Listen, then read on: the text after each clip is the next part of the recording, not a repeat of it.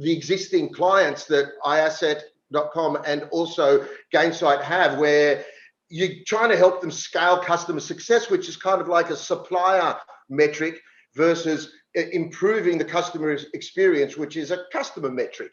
Yeah. And you know, how do those two come together in terms of a deliverable? Well, you need a strategy. You need to start with a strategy, and the tools that you guys have execute on that strategy. But the strategy has to start with people inside the organizations that are customer success managers building out that strategy. And Nick, I know you do a lot of work in promoting that and even getting people jobs, and you've gotten, you know, probably 1,000 jobs in, you know, correct me if I'm wrong, in that, which is you know, having to put the person in there so that they can execute on what's right. And that's what happens when you're a pioneer.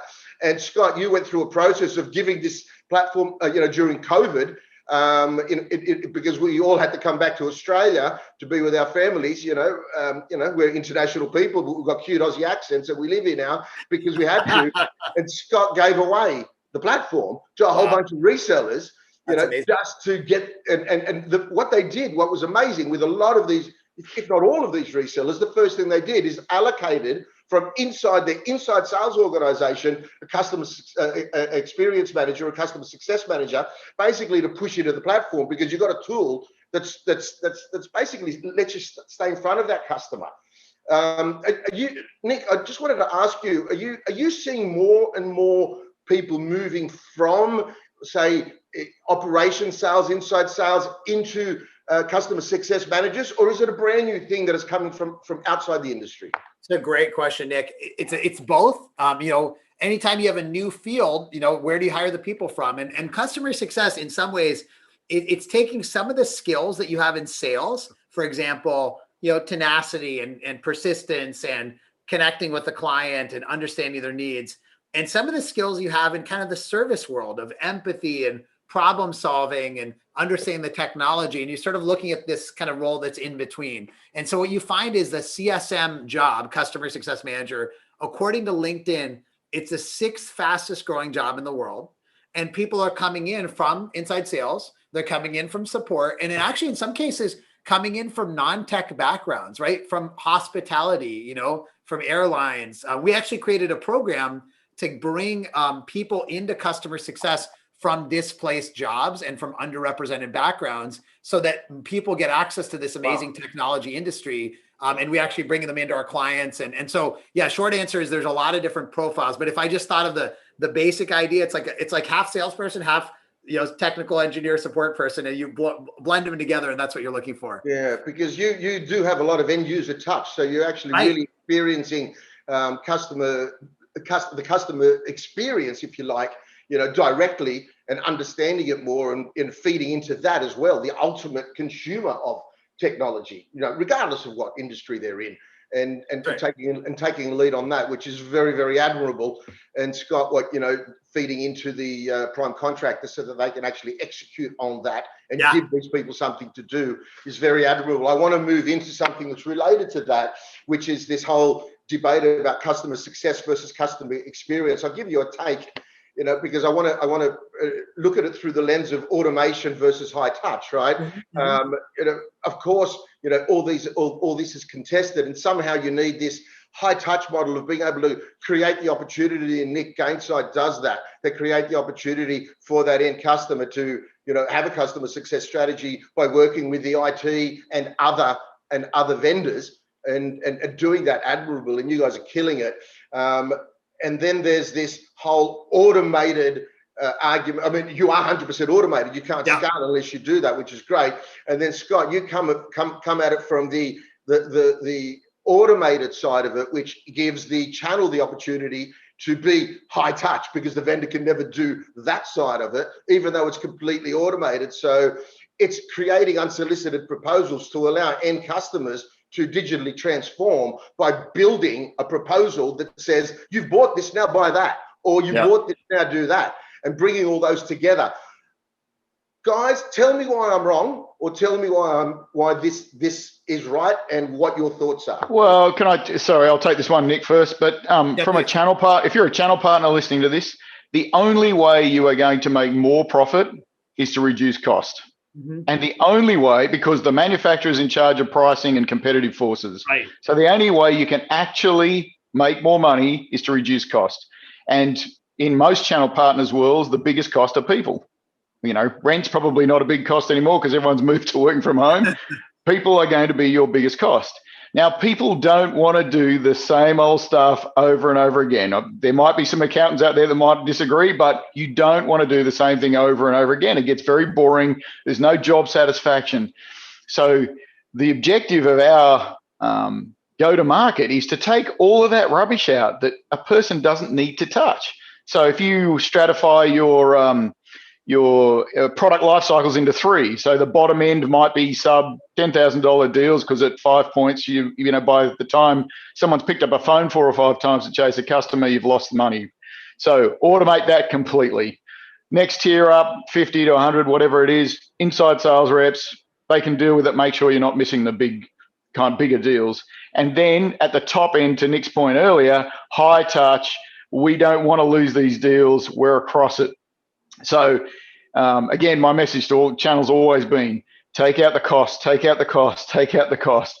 And that's the only way they're going to make more profit, which is what we're all here to do, right? I love that. Yeah, that's just a plus one. What you said, Scott. There's no way to do customer success without process and automation. You can do it for your top 10 clients or your top 50 or whatever, but you want to reach all of your clients. There's no way to do it economically.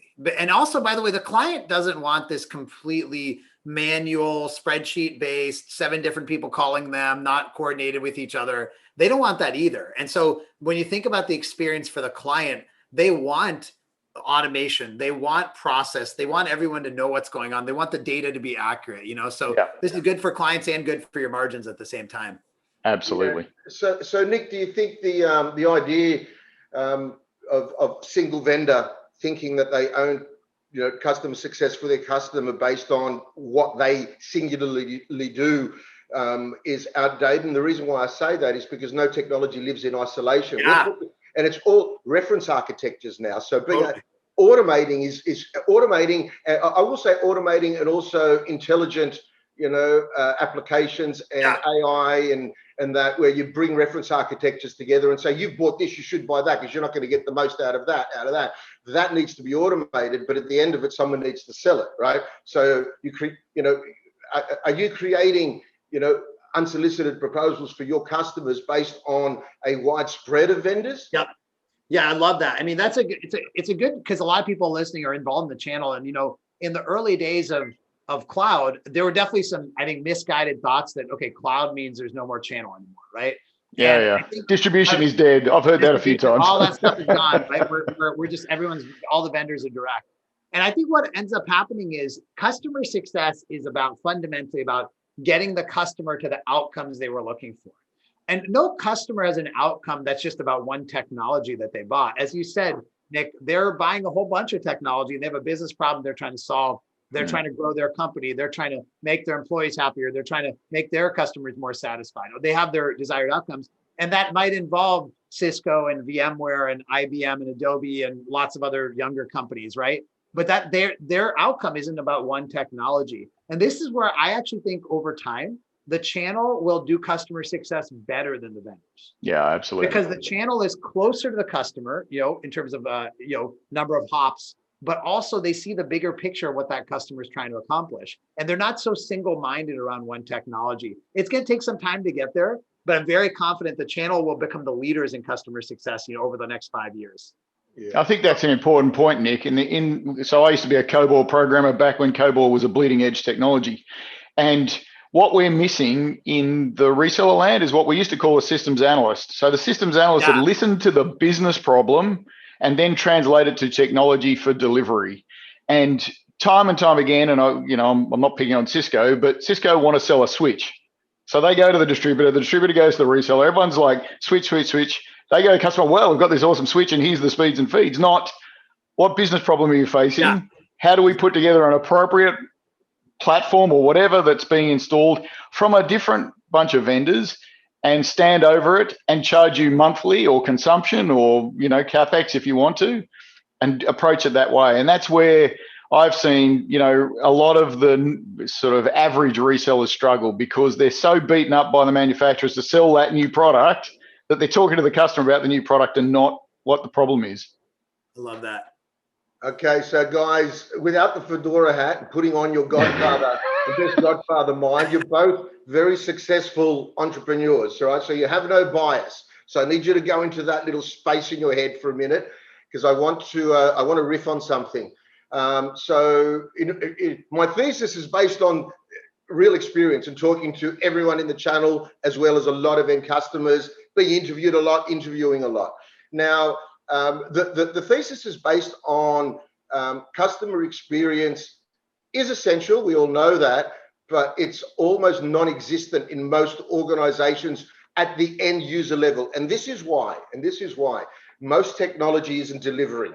And why is it not delivering? I'll tell you why it's not delivering. Because the IT guy was the buyer, right? The IT guy was the buyer, and the IT guy basically took proposals from a whole bunch of prime contractors that said, here's the solution to your problem.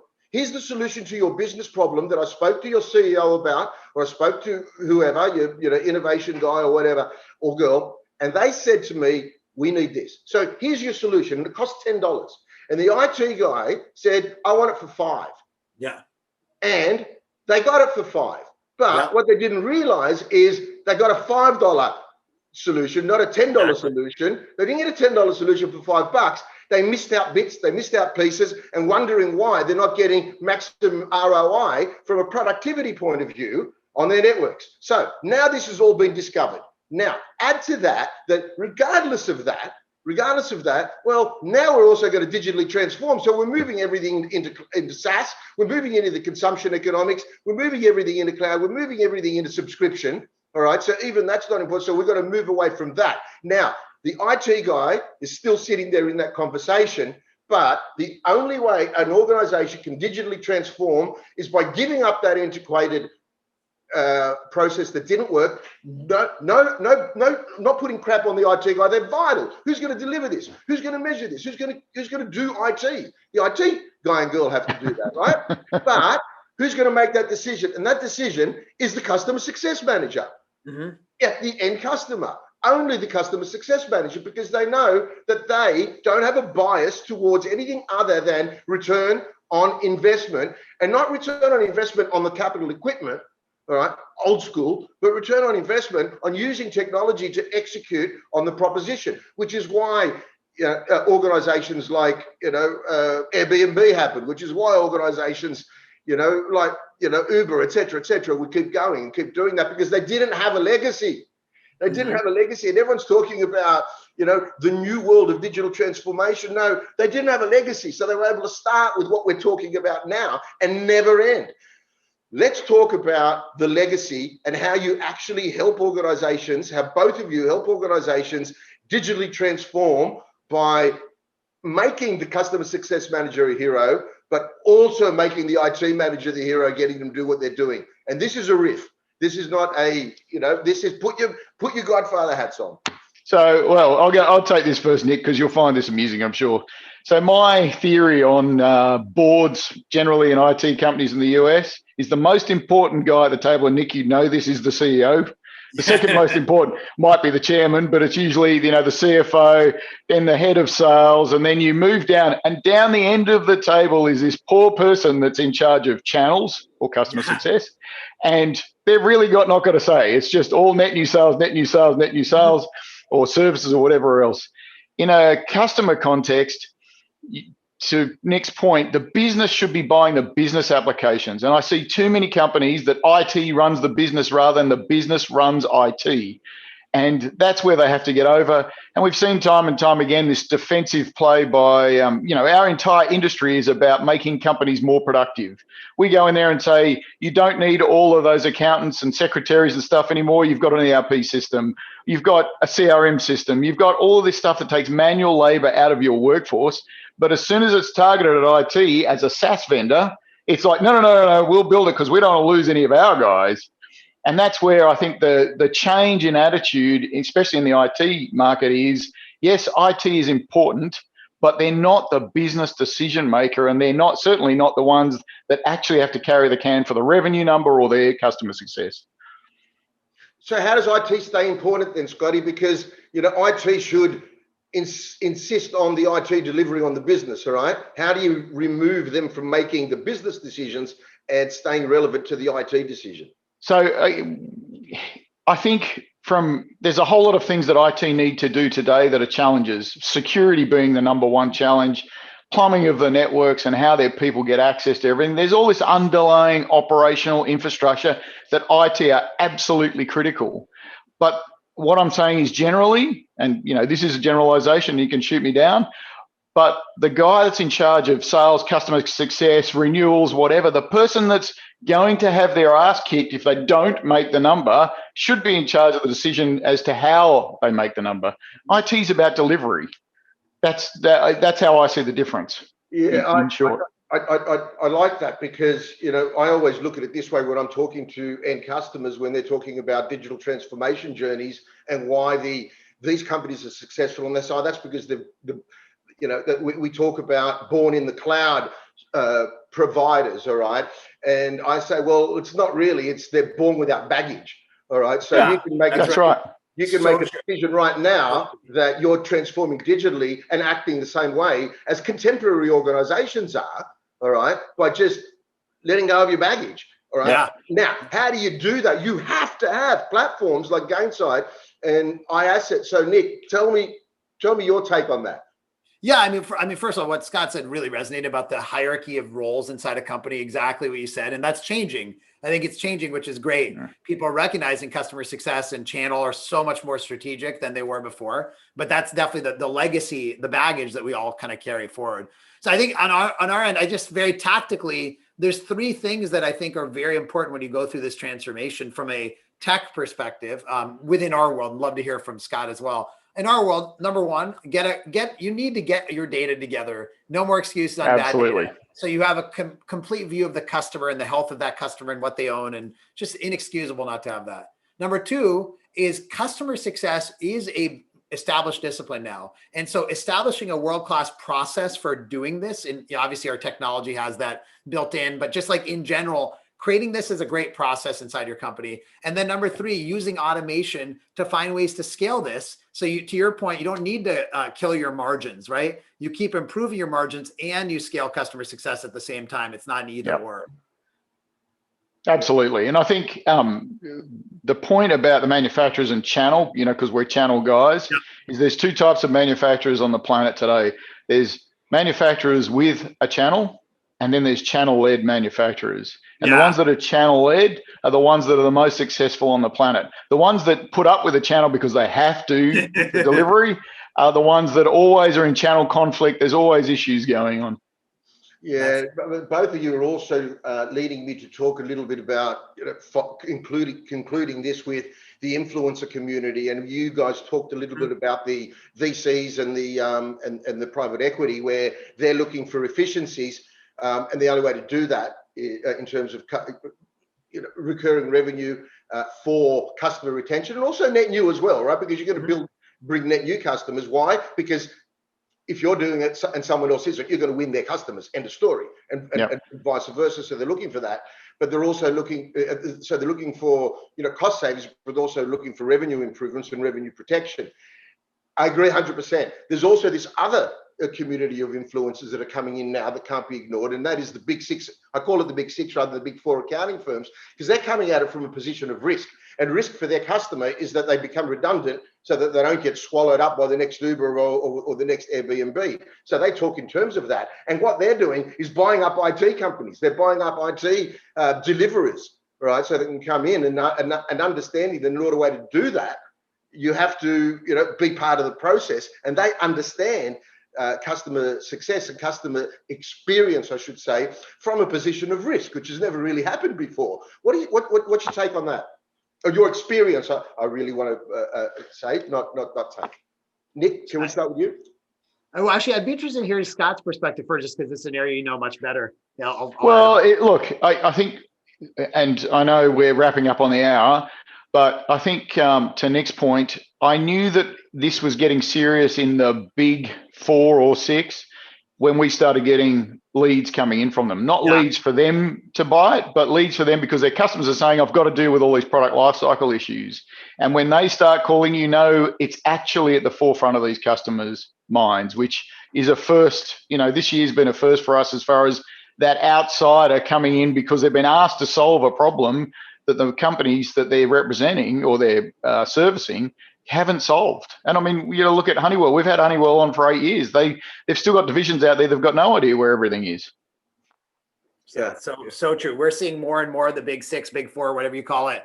They're building practices around customer success and customer experience because this is so transformative. So yeah, very, very, very much. It's very obvious, guys. I'm conscious of time. What I do want to do is, Nick, we got to have you back, mate, because we can keep going forever. Oh yeah, this is so fun. I love it. Thank you, Nick. Thank you, Scott. Yeah, we've only scratched the surface. I don't want to get into some practicals next time. So if you'll come back and hang with us, that would be awesome. And Scott, again, thank you as always. I really thank you guys for being, open, vulnerable, and also so entrepreneurial, because it's, if we're this side of the chasm, that's really important. That's how it's going to happen. Absolutely. Biases, and we'll have this out really quick. So thank you to everyone for tuning in and listening to this. We're going to have a lot of show notes at the bottom of this because there's a lot of reference that both Nick and Scott talked to, and Nick and Scott have some incredible white papers and some guides that will help in some of the narrative that we've had today. Everybody, look after your customers, make sure they're successful, you'll become successful. Have a wonderful, wonderful, wonderful day or night whenever you're listening to this. Looking forward to talking to you next time. We will have my mate Jay McBain back on to talk about the next level of influencers and influencing the channel relative to customer success, of course. Again, gentlemen, I can't thank you enough. Look forward to having you both back. All the best. Take care. Thanks very much. Thanks.